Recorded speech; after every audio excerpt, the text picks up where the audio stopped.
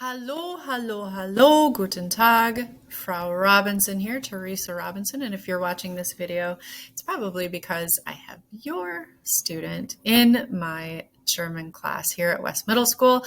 I'm very excited about that. I'd like to take this opportunity to give you a little bit of information about me, my journey to becoming a German teacher, what a successful year in German class should look like, what a successful our time together. Yeah, what are the expectations? I always tell students that a world language class should look very different from any class that they've ever taken before. Keeping in touch should anything come up, questions, concerns, comments, how best to get a hold of me, and then a little sneak peek into some things some exciting things that we have ahead of us this year. This is my 15th year as a teacher, as a German teacher. It's my 5th year at Rochester Community Schools. I'm very happy to be here. And my 2nd year at West Middle School. Up until last year, I was a high school teacher and was a little bit leery about becoming a middle school teacher, but I have to tell you, I never want to leave. I'm super, super happy as a middle school teacher here at West.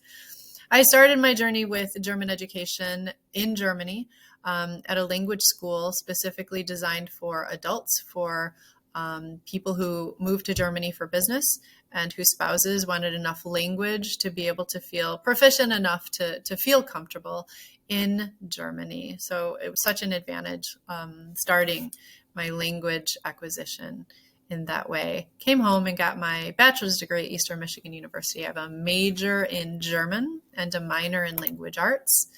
And my time at Eastern Michigan University allowed me to do a study abroad in Salzburg, Austria, and what a great experience that was. I have my master's degree from University of Nebraska in German education and curricular design. I have lots of experience taking students to Germany, whether it's for an exchange type program or maybe a week-long travel program that gives us just kind of a superficial idea of what German culture looks like, what are some of the big tourist attractions, if you will. And definitely a highlight of my career, introducing students to German and Germany in real life. So Robinson-Regeln, your students are becoming very familiar with these. Not many, these are rules in my class. Rigor should look very different in German class, and we talk a lot already about what rigor or hard work looks like in my class. Rigor in German class is not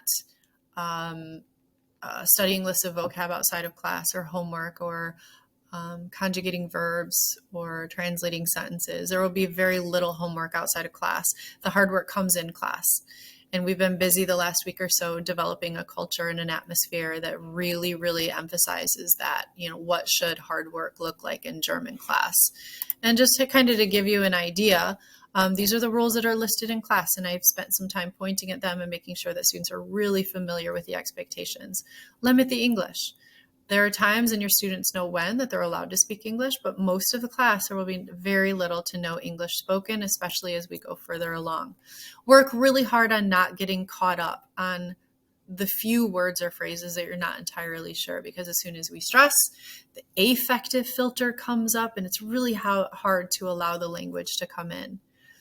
They should be sitting up, making eye contact, actively listening, and actively listening is very different. It's something a lot of students aren't used to. We can listen passively and do okay, right? But listening in another language, especially in the very beginning, it's an active process, and they should be indicating with their body and their body language that they are actually putting the work in.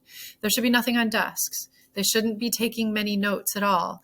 I found that if students are taking notes, the input is not as effectively the language is not as effectively acquired because they're too busy worrying about what they're writing.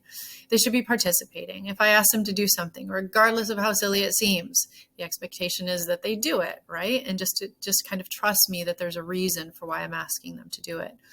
Let me know it is on them. If they're starting to kind of feel like the message of what's being talked about or communicated is being lost to them, it's on them to let me know that I need to slow it down.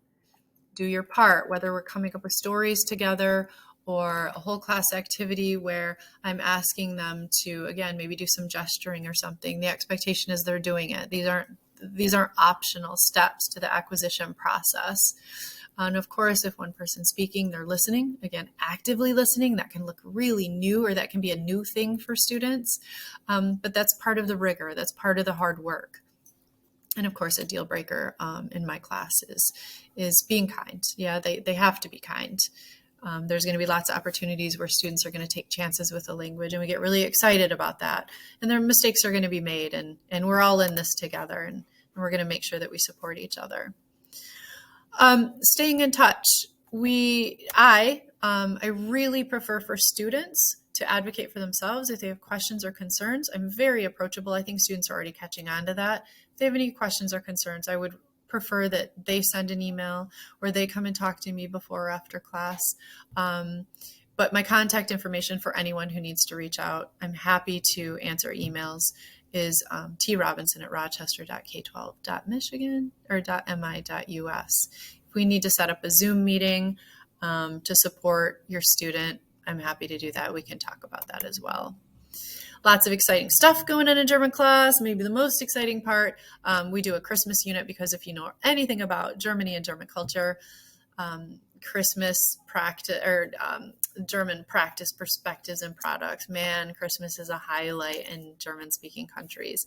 And so you're going to see some information early November coming home about gingerbread house projects, West World Cultures Club that's not specific to German.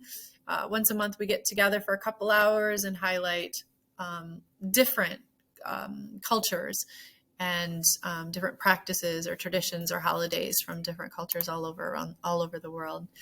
And super excited about the German-American Partnership Program. This is for high schoolers, but we like to mention it to middle schoolers now so that you can continue to keep your eyes open, your ears open for information coming when your student is in high school. It's an amazing program. We host German students for 3 weeks. They go to school with us, and then in the summer we go there. We stay with them for 3 weeks, and we go to school with them. It's really like no other program I've ever heard of. So it's very, very exciting, the German-American Partnership Program. That's it for me. Thank you so much for watching. Again, I'm looking forward to a really, really exciting year in German class with lots of language, lots of acquisition, and hopefully your students coming home and showing off their mad skills already. It's a great group. And yeah, I look forward to a good year together. Auf Wiedersehen.